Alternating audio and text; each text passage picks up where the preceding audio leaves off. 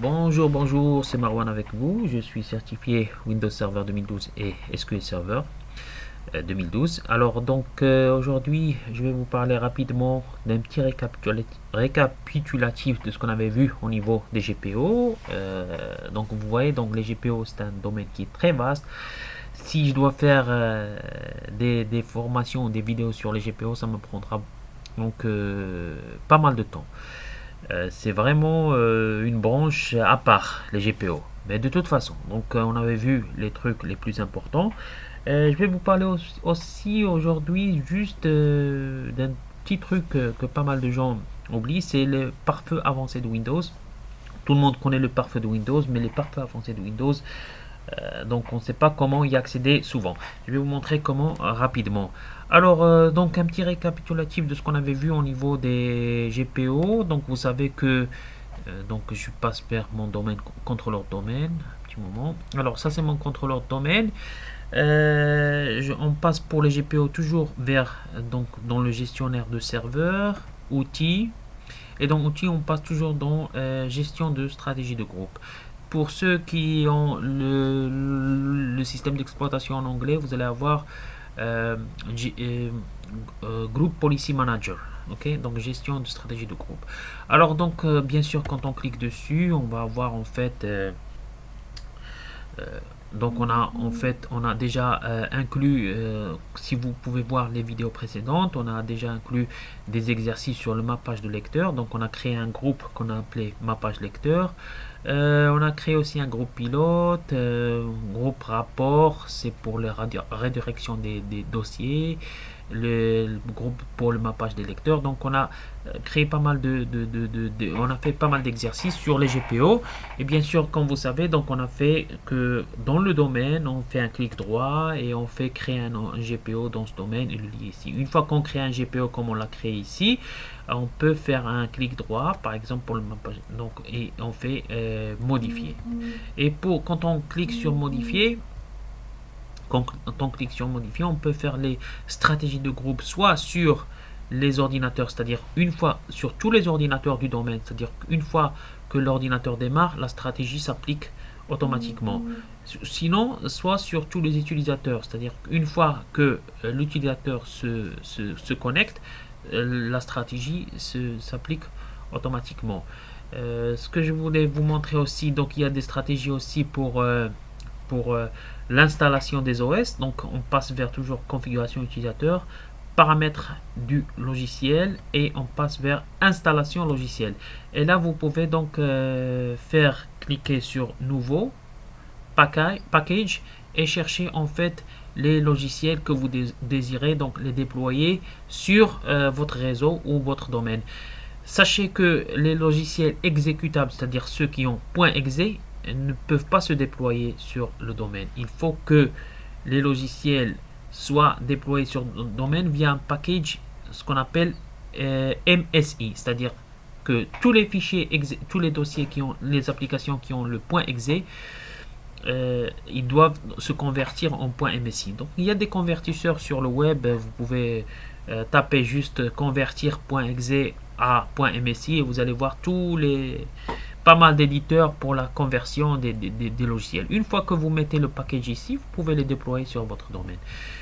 Autre chose aussi très intéressante, c'est qu'on a les stratégies de sécurité. On peut les trouver dans configuration ordinateur, stratégie, euh, paramètres de Windows.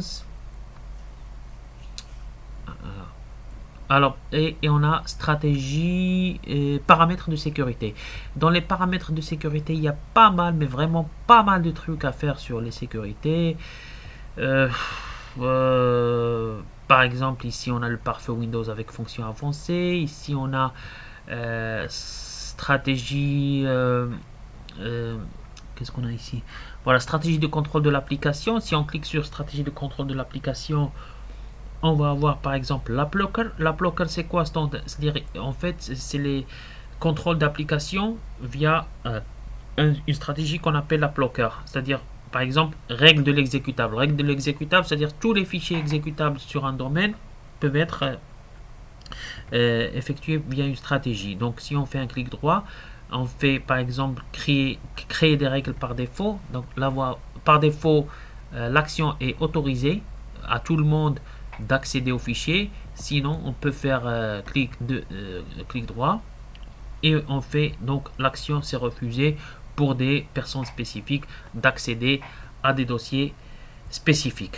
Donc vous voyez donc les GPO, comme j'ai dit, si je travaille sur continue dessus sur les vidéos, ça va, on va jamais en finir. Il y a pas mal de GPO. C'est l'expérience qui vous laisse faire des stratégies de groupe spécifiques selon l'entreprise, selon l'expérience. Donc vous pouvez donc voir ici, donc comme vous voyez, il y a pas mal de GPO à faire. Sinon, pour le paramètre de pare-feu Windows, bien sûr tout le monde connaît le pare-feu de Windows dans le panneau de configuration. Si on accède au panneau de configuration, alors panneau de configuration, ici on a système et sécurité, et bien sûr le pare-feu Windows, tout le monde connaît ce pare-feu Windows classique qui est dans le panneau de configuration. Mais pas mal de gens ne connaissent pas le pare-feu Windows avancé. Vous savez, donc quand on a les ports 80, vous entendez les ports 80, les ports 443 par exemple, ou le port 53, mais on ne sait pas d'où accéder, comment accéder à ces ports-là exactement via Windows. Eh bien, on accède via le pare-feu avancé de Windows. Donc le pare-feu avancé de Windows, on peut par exemple y accéder via...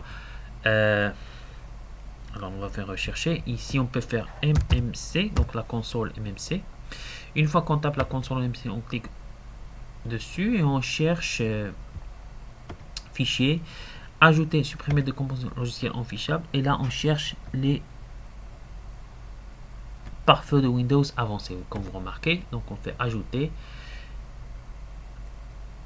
terminer, ok, et là pare-feu de Windows avec fonction avancée. Donc si je fais donc un clic dessus, alors ici vous allez avoir donc pas mal de trucs sur le donc les pare-feu avec sécurité avancée. Ici on va voir, donc si je fais dessus donc règles de trafic entrant ou règles de trafic sortant, c'est-à-dire règles de trafic entrant, tous ceux qui accèdent à mon serveur, donc je vais donc faire des règles dessus, et toutes les applications qui sortent de mon serveur, je vais appliquer des règles dessus. Comme vous voyez, donc je fais par exemple règle de trafic entrant, donc nom, groupe, profil activé. Ici je vais augmenter la fenêtre. Ici donc il y a adresse locale, adresse distante, protocole et le port. Comme vous voyez, c'est là où on trouve les numéros de port. Donc ici le port 80 443, ça veut dire on peut régler les règles sur le HTTP, c'est-à-dire voilà, HTTP surtout, c'est-à-dire les serveurs web, serveurs de cache hébergé, donc HTTP. Vous voyez, donc c'est dans les pare-feux de Windows avancés qu'on trouve les numéros de port. Donc si vous avez des problèmes avec les ports, voilà, donc ça, si vous avez des problèmes avec les ports, soit pour les règles de trafic entrant ou règles de trafic sortant, c'est-à-dire que toutes les applications qui sortent de mon serveur ou toutes les applications qui rentrent sur mon serveur, j'applique des règles de port, c'est-à-dire j'applique soit le blocage, soit l'autorisation. Et le blocage et l'autorisation, on doit connaître les ports. Si on ne connaît pas les numéros de port, on ne peut pas, donc ça va être très difficile de bloquer ou d'autoriser certaines applications, surtout des applications qui sont développées par les éditeurs. Donc, très important pour savoir, donc bien sûr tout le monde connaît les pare-feux de Windows qui dans le panneau de configuration, mais pour le pare-feu de Windows avec fonction avancée, c'est dans la console MMC qu'on peut trouver. Donc comme vous avez vu comment j'y ai accédé, et c'est là où vous trouvez les numéros de port. Voilà, donc je voulais juste vous indiquer sur ce problème là que pas mal de gens rencontrent sur les pare-feux de Windows et les numéros de port.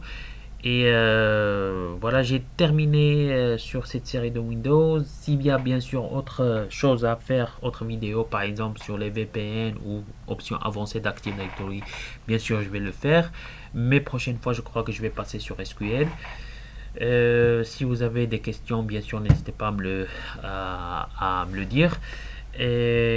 participez avec moi abonnez-vous à ma chaîne Marwan Le Tech, Marwan Le Tech, et bien sûr participez avec moi sur ma page Facebook Marwan le Geek. Donc suivez-moi sur ma page Facebook Marwan le Geek, c'est très important pour qu'on interagisse ensemble.